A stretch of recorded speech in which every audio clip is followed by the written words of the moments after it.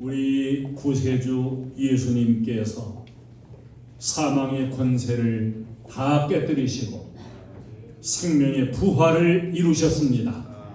할렐루야! 예수님 믿는 우리도 부활의 소망을 주셨고 우리도 부활하게 될 것입니다. 부활로 이루신 거룩하신 승리, 오늘도 우리 신비에 새기고 확신의 믿음으로 채우는 역사 있기를 주님의 이름으로 축원합니다. 같은 사람일지라도 태어날 때와 죽을 때는 분명히 다르다는 걸 우리가 경험합니다. 태어날 때는 작게 태어나도 힘이 있어요. 우렁차게 힘이 있습니다. 임종할 때는 매가리가 없고 힘이 없고 기준해서 눈을 뜰 힘도 없어서 눈을 감고 힘없게 죽어갑니다. 색깔도 달라요. 태어나는 색깔은 생명색, 붉은색, 혈색이 좋습니다. 혈색 좋은 사람이 건강한 사람이라고 하지요. 죽을 때는 색이 사색이에요. 죽음색입니다. 흑빛입니다. 주변의 분위기도 달라요. 출생할 때는 왕자가 났다고, 공주가 났다고, 참 수고했다고 이렇게 환희적인 분위기인가 하면은 죽을 때는 분위기가 심각합니다. 인생이 무엇냐고 물으신다면 울고 왔다 울고 가는 것이라고 말하겠어요. 왜 태어나면서 인생이 울까? 의사들에 의하면 호흡이 터지느라고 운다고 합니다. 왜 울면서 호흡이 터질까? 웃으면서 터지면은 더 좋지 않을까? 아무래도 아무것도 모르는 어린 애지만은 험한 세상 살아갈 것 생각하니까 기가 막혀서 울지 않겠는가 생각을 해보는 거예요. 울고 왔다 웃고 가는 인생이 있습니다. 구원받은 사람이에요. 울고 왔다 울고 가는 인생이 있습니다. 지옥 가는 사람입니다. 출생과 죽음이 이렇게 다르듯이 부활과 죽음은 너무너무도 다르고 차이가 있습니다. 죽음은 절망이요, 부활은 소망입니다. 죽음은 끝이지만 부활은 새로운 시작입니다. 할렐루야! 인간이 세상을 살면서 스스로 절대 풀지 못하는 숙제들이 있어요. 먼저 인간의 허무함, 이거 풀어낼 길이 없습니다. 스스로 풀 수 없습니다. 열심히 목표로 정하고 정신없이 살다가 보면은 어느덧 허무가 물밀듯이 찾아오는 게 인생입니다. 산다는 것은 무엇인가? 먹는다는 것은 무엇인가? 인생은 무엇인가? 허무감에 빠져요. 더 나아가서 죄 문제, 인간은 살면서 끊임없이 죄를 짓고 죄 속에 사는데 이 죄를 인생은 해결할 길이 없습니다. 갚을 길도 없습니다. 더 나아가서 죽음 문제, 아무도 이 죽음 문제를 해결할 수가 없는 거예요. 어찌 보면 인생은 스스로가 느끼지 못할 뿐이지 다 죽음을 향해서 걸어가고 있는 존재라고 볼 수가 있습니다. 사형언도를 받은 죄수들이 감방에 갇혀 있으면서 때가 되면 한 사람씩 사형장으로 끌려가는 모습을 바라보면서 자기 순번을 기다리고 있는 것과 같은 것이 우리 인생입니다. 어항 속에 있는 물고기, 자유일까요? 구속일까요? 자유이면서 곧 구속입니다. 바다의 물고기는 자유일까요? 구속일까요? 그것도 자유이면서 바다 속의 구속이에요. 이 바다 안에 살고 있는 물고기가 하늘을 헐헐 날아갈 수는 없는 것입니다. 사형수는 인생이 끝난 줄 알고 자유인은 인생이 한없는 줄 알지만 실은 그거나 자유의 폭의 차이일 뿐이고, 감옥에 있는 사형수가 구속인 것처럼 자유로운 우리들도 넓은 면에서는 구속 속에 살고 있는 것과 마찬가지입니다. 어느 가정에서 어머니 자꾸 몸이 안 좋다고만 하지 말고 병원 한번 가보세요. 괜찮다. 그러다가 반 억지로 병원에 갔습니다. 병원에 갔더니 웬걸 6개월밖에 더 살지 못합니다. 눈물을 펑펑 쏟으면서 내가 무엇을 위해서 지금까지 이렇게 아등바등 살았던가. 6개월 시한부 인생, 절망이 밀려옵니다. 여러분은 6개월 이상 더 사십니까? 6개월도 사실은 시한부, 30년도 60년도 사실은 시한부. 우리는 모두가 다 시한부 인생을 산다는 걸 잊지 않아야 됩니다. 70년 80년 살아도 인생의 그 시간은 길이가 얼마나 조금 더 기냐 짧으냐 그것뿐이지, 다 인생은 시한부 인생이에요. 죽음 앞에 모든 인생은 다 무릎을 꿇는데 우리 구주 예수 그리스도는 죽음을 이기시고 부활하셨습니다. 할렐루야. 부활의 메시지야말로 설교 중에 설교이고 복음 중에 복음이고 희망 중에 희망이 부활의 메시지이지요. 진짜와 가짜, 어떻게 보면 비슷한 것 같은 면이 있는데 어디에선가는 분명하게 표가 나게 되어 있습니다. 옷을 사 입었는데 10년을 입어도 작년에 산 옷 같고 1년 입은 옷 같다면 그 옷은 진짜지요. 그러나 1년 입었는데 10년 입은 것 같다. 그 옷은 가짜일 수밖에 없습니다. 이 물건도 그런 것처럼 종교도 마찬가지예요. 인생은 다 종교성이 있어서 나라마다 지역마다 다 갖가지의 자기들 섬기는 종교가 있습니다. 이 종교도 있고 저 종교도 있고 모두가 다 믿고 주장하는 것은 내가 믿는 종교가 참 복된 종교라고 다 말하고 그렇게 믿어요. 겉으로 볼 때는 모든 종교가 다 진짜와도 같고 흡사합니다. 그러나 결국에 표가 나는 게 있어요. 그건 바로 부활 사건입니다. 죽음까지는 다 똑같아요. 어느 종교인이든지 다 죽음까지 같이 가는데 부활에서 확실하게 구분이 되는 것, 이게 바로 참 종교의 진가입니다. 공자 훌륭해요. 자활, 순천자는 흥하고 역천자는 망하느니라. 선하고 착하게 살면 흥하게 되고 악하게 살면 망한다. 얼마나 좋은 말입니까? 교훈적으로 볼 땐 아주 훌륭하게 보여요. 그러나 공자는 죽어있고 지금도 죽은 채로 있고 예수님은 지금도 살아 계십니다. 부처도 죽었고 마호메트도 죽었고 모두가 그들을 다 자기들의 교주로 섬기지만 그들 다 가짜로 판명되는 것은 죽고서 부활되지 못했기 때문이에요. 우리 기독교가 생명의 종교인 것은 예수님은 죽으셨으나 부활하셨기 때문에 진짜의 종교요 생명의 종교라는 확증을 우리에게 주시는 겁니다. 여러분이 혹 거짓말일지라도 다른 종교의 교주가 살아났다는 얘기 들어보셨나요? 살아난 교주가 없어요. 오직 예수님만이 참 생명의 길을 여시고 부활하신 줄로 믿으시기를 축원합니다. 이 부활을 통해 우리에게 주는 귀중한 메시지, 귀중한 교훈들이 있어요.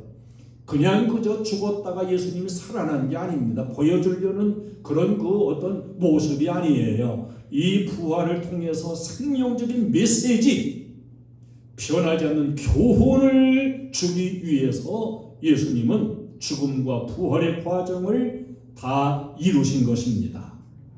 첫째로 부활은 예수님의 무죄함을 증명하는 사건입니다. 만약에 예수님이 죄가 있었다면 부활하지 못했을 것입니다. 부활하지 못했다면 예수님도 똑같은 죄인된 한 인간이었겠지요.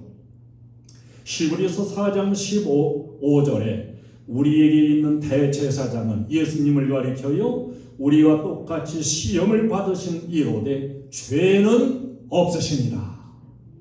시험도 받고 고난도 받고 죽음까지도 같이 겪으셨어요. 그러나 그분은 죄가 없는 분이라고 성경은 확증해주고 있습니다. 로마서 1장 3절로 4절에 이 아들로 말하면 예수님을 말씀해요. 육신으로는 다윗의 혈통에서 나셨고 성결의 영으로는 죽은 가운데서 부활하여 능력으로 하나님의 아들로 인정되셨으니 곧 우리 주 예수 그리스도시니라. 아멘. 육신적으로는 유대 혈통을 타고 태어나셨습니다. 성결의 영으로 부활하여 바로 하나님의 아들로 인정되신 분, 그분이 예수 그리스도 우리의 구주이십니다. 우리 부모님도 여러 해 전에 돌아가셨는데 아직 부활하지 않으시고 그냥 무덤에 계십니다. 이건 무엇을 의미할까요? 우리 부모님도 죄인이었다는 거예요. 죄를 가진 인생이었다는 거예요. 모든 인생은 다 마찬가지입니다. 그저 이 땅에 육을 입고 사는 동안 교주라고 하면서 내가 하나님이다, 내가 예수다 이렇게 말했던 교주들도 다 죽은 다음에 부활한 인생이 아무도 없어요. 그렇다면 공자도 죄인이요, 석가도 마호메트도 죄인이요, 다 모든 인생은 죄인이라는 거예요. 왜? 부활하지 못했으니까. 죽음으로 끝났으니까. 그러나 예수님은 죽은 가운데 부활하셨어요. 부활하심으로써 인생이지만 죄가 없으신 분, 이걸 증명하셨다는 거예요. 두 번째로, 그럼 죽었다가 부활할 것 같으면 죽지 말지 왜 죽었다가 부활을 했느냐? 잘 들으세요. 그건 우리들의 모든 죄를 담당하셨다는 증명을 하기 위해 가지고 죽음의 과정을 통과하고서 다시 부활하신 거예요. 예수님이 죄가 없으시면 죽을 필요가 없는데 예수님이 죽으신 것은 내 모든 죄를 다 짊어지셔서 나를 의롭게 하심을 증명하는 이런 사건이 된다는 사실입니다. 로마서 4장 25절에 예수는 우리의 범죄함을 위하여 내어줌이 되고 또한 우리를 의롭다 하심을 위하여 살아나셨느니라. 우리를 죄에서 다 씻어내는 이 증명을 죽음과 부활을 통해 이루신 겁니다. 세 번째, 우리들의 의로, 우리도 의로워질 수 있는 그 은혜가 예수 그리스도의 부활로서 증명이 되었습니다. 로마서 8장 33절로 34절에 누가 등이 하나님의 택하신 자들을 송사하리요 의롭다 하신 이가 하나님이시니 누가 정죄하리요. 죄를 정하시는 분도 하나님이십니다. 죄인을 심판하시는 분도 하나님이십니다. 인생을 구원하고 영생의 길로 인도하시는 분도 하나님이십니다. 하나님은 재판장이에요. 그 하나님이 아들을 믿는 자들에 대해서 의롭다고 인정하셨는데 누가 아니라고 하겠느냐? 누가 의롭지 못하다고 하겠느냐? 하나님이 의롭다 하셨으므로 아무도 예수 믿는 우리를 정죄하지 못한다는 사실입니다. 오늘 이 본문에 보면은 이 부활절 새벽에 막달라 마리아, 야고보의 어머니 마리아, 살로메 이러한 그 여인들이 향품을 사다가 준비했다가 돈 많이 들여가지고 향품을 사다 준비했다가 예수님 시체에 발라드리려고 향품을 가지고 무덤을 찾아가요.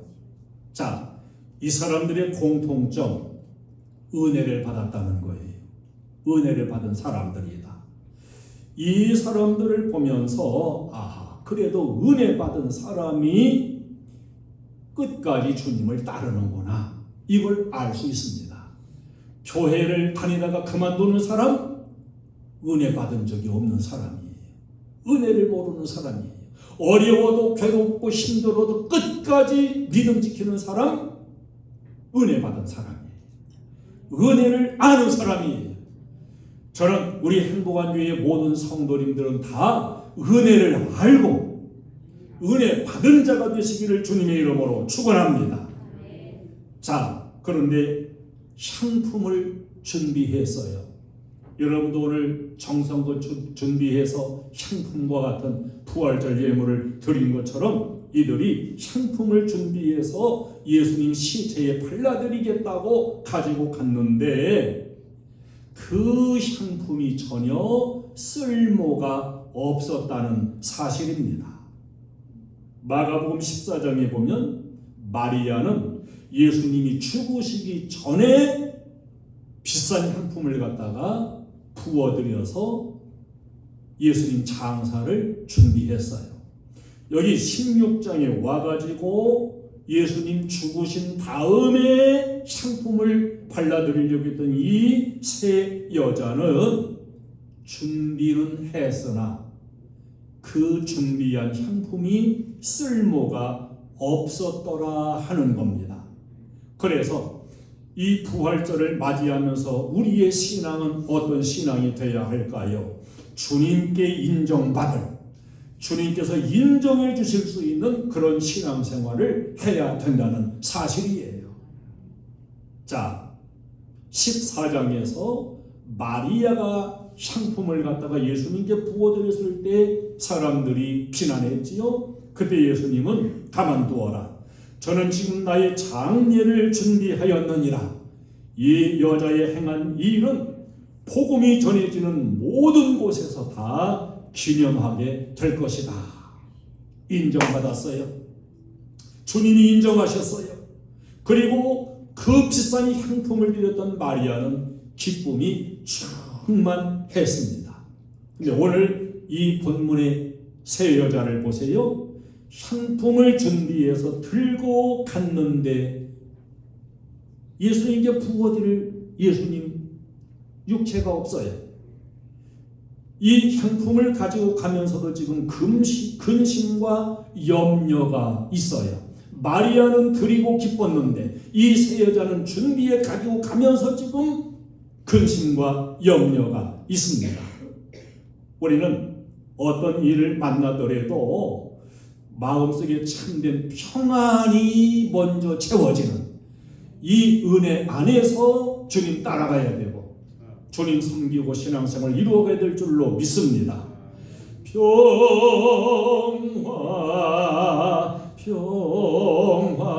평화로다 하늘 위에서 내려오네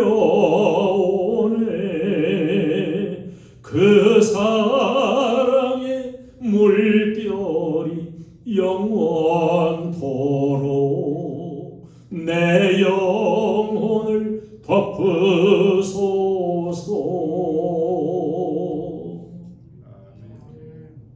이 세 여자는 비싼 향품 준비해서 가지고 가면서도 염려, 근심. 마리아는 그 비싼 향품 발라드리고 비난받으면서도 기쁨이 충만. 여러분, 기쁘고 평안한 신앙생활 이루어 가시기를 축원합니다.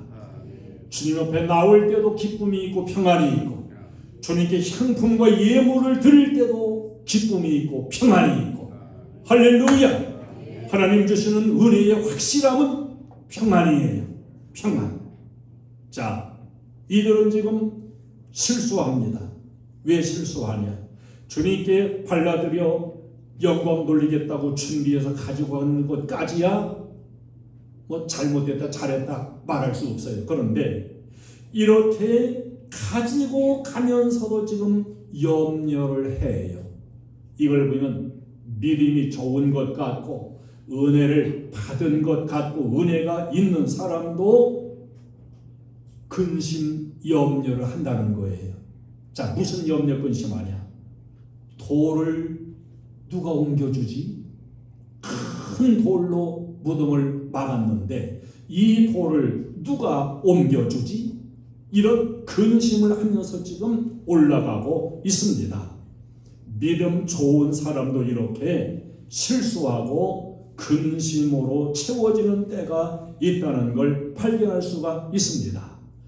은혜를 받았기 때문에 무덤까지 갔고 부활의 영광에 동참도 했는데 그럼에도 돌을 누가 옮겨줄까 염려를 하고 있어요.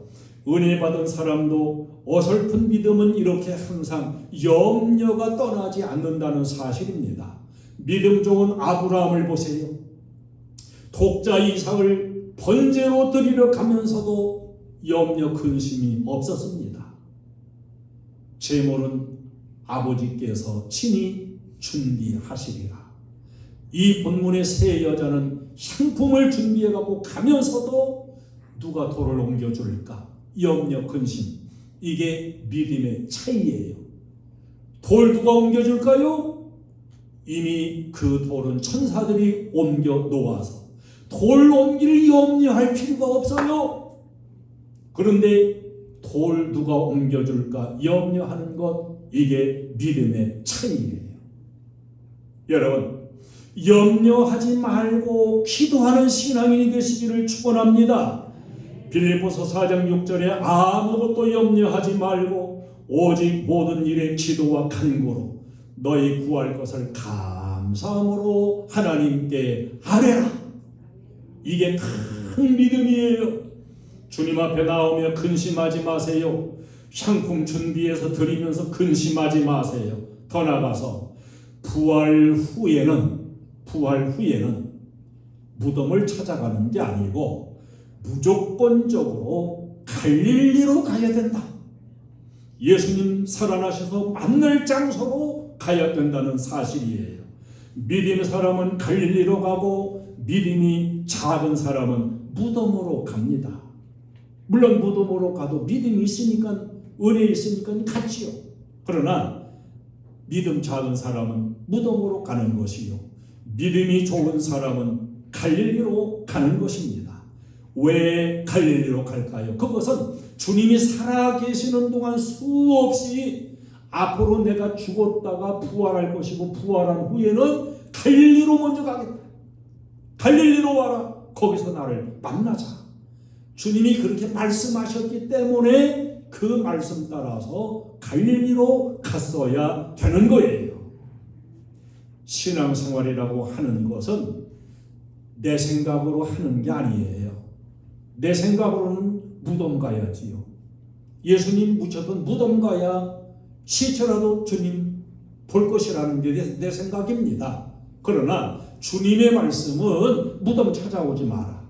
갈릴리로 오너라. 갈릴리로 내가 먼저 갈 테니 거기서 만나게 될 것이다. 만약에 갈릴리로 갔더라면 주님께서 깜짝 놀라셨을 거예요. 야, 어떻게 갈릴리로 왔냐? 주님이 살아계실 때 늘 말씀했잖아요. 갈릴리로 오라고. 야, 너 참 믿음 크다. 이렇게 칭찬받았을 거예요. 여러분, 참된 믿음은 내 생각으로 믿음 생활하는 게 아니고 주님이 말씀해 주신 대로, 주님 말씀대로 믿고 순종해 가는 게, 그게 참된 믿음이에요. 성령이 가라 그러면 가는 것이고 서라 그러면 서는 거예요. 그게 참 인정받을 믿음인 것입니다. 천국이 있다 그러면 아멘하고 믿으세요. 부활이 있다면 아멘하고 믿으세요. 천국 가봐야 알지요. 누가 가봤어요? 가보면 늦어요. 가보면 다시 올 수도 없고, 가봤는데 내가 천국 갈 준비되지 못한 자라면 끝난 거예요. 성경이 천국이 있다 그러면 믿는 것이고, 부활이 있다 그러면 믿는 것이고, 그게 참 복 있는 믿음인 줄로 믿습니다. 이제 부활을 통해 주님은 놀라운 승리를 이루셨고, 그 승리를 우리에게 이루어 주셨는데, 부활이 이루어낸 승리 첫 번째, 부활은 우리들에게 죄로부터 승리할 것을 가져다주는 놀라운 승리의 열매를 주셨습니다. 이제 우리는 믿음으로 의로워지는 축복을 받았어요. 로마서 3장 23절로 24절에 모든 사람이 죄를 범하였음에 하나님의 영광에 이르지 못하더니 그리스도 예수 안에 있는 구속으로 말미암아, 주님이 대신 갚아주신 그 핏값으로 말미암아 하나님의 은혜로 값없이 의롭다 하심을 입은 자 되었느니라. 값없이, 값은 주님이 다 치러주셨어요. 나는 믿는 그 공로, 믿음의 공로, 그것으로서 의롭다 하심을 얻은 자가 되었다. 완성형이에요. 예수 믿는 자, 의롭다함을 받은 자, 할렐루야. 이 믿음을 그대로 가지세요. 고린도전서 15장 17절에 그리스도께서 다시 사신 것이 없으면 너희의 믿음도 헛되고 너희가 여전히 죄 가운데 있을 것이요. 기독교는 믿음으로 의로워짐을 증거하는 종교입니다. 이건 중요한 것입니다. 저 불교 같은 데서는 뭐라고 합니까? 내가 노력함으로, 내가 선행을 행함으로, 내가 어려운 사람 도와주고 적선함으로써 죄업을 씻는다 그래요. 그러나 선행으로 죄를 씻는다는 것은, 그것은 성경적으로 맞지 않는 겁니다. 우리는 예수를 믿는 믿음으로 값없이 예수님이 의롭도록 다 값을 치루어 주셨기 때문에 의롭다함을 얻는 이 놀라운 은총을 입은 것입니다. 두 번째, 예수님의 부활은 사망 권세를 붙잡고 있는 악한 마귀로부터의 영원한 승리를 이루셨습니다. 세 번째, 예수님의 부활은 사망 권세로부터 영원한 승리를 이루셨습니다. 모든 성자들도 인생적으로 훌륭하지만은 죽음을 이기지 못하고 죽음 앞에 다 굴복했습니다. 그러나 예수님은 요한복음 11장 25절로 26절에서 나는 부활이요 생명이니 나를 믿는 자는 죽어도 살겠고 무릇 살아서 나를 믿는 자는 영원히 죽지 아니하리니 이것을 내가 믿느냐. 여러분, 좋은 교훈은 성자들도 다 했어요. 그러나 나는 부활이요 생명이라고 말한 그러한 성자나 교주는 없습니다. 왜? 부활이요 생명이 될 수 없기 때문에. 그러나 예수님은 나는 부활이요 생명이라고 당당하게 선언하셨고 죽음도 경험하시고 부활의 역사를 이루심으로 예수님은 생명의 주인 되신 분인 것, 사망으로부터의 영원한 승리를 이루신 분, 이것을 증명하신 줄로 믿습니다. 예수님 부활 후에는 더 이상 우리에게 죄도 마귀도 사망도 왕노릇 할 수가 없으며 오직 구원과 영생만이 우리에게 영원한 기업으로 주어져 있고 남아있는 줄로 믿으시기 바랍니다. 그리스도의 모든 구속의 완성, 부활로서 결론이 난 것, 이걸 믿는 믿음, 이게 우리의 영원한 불변적인 믿음입니다. 예수님은 부활로서 온전한 승리를 이루셨습니다. 예수 믿는 우리도 모든 것에서부터 승리하는 이런 놀라운 은혜, 이런 놀라운 축복의 사람이 된 줄로 믿습니다. 찬송을 드리겠습니다. 171장 찬송 드립니다.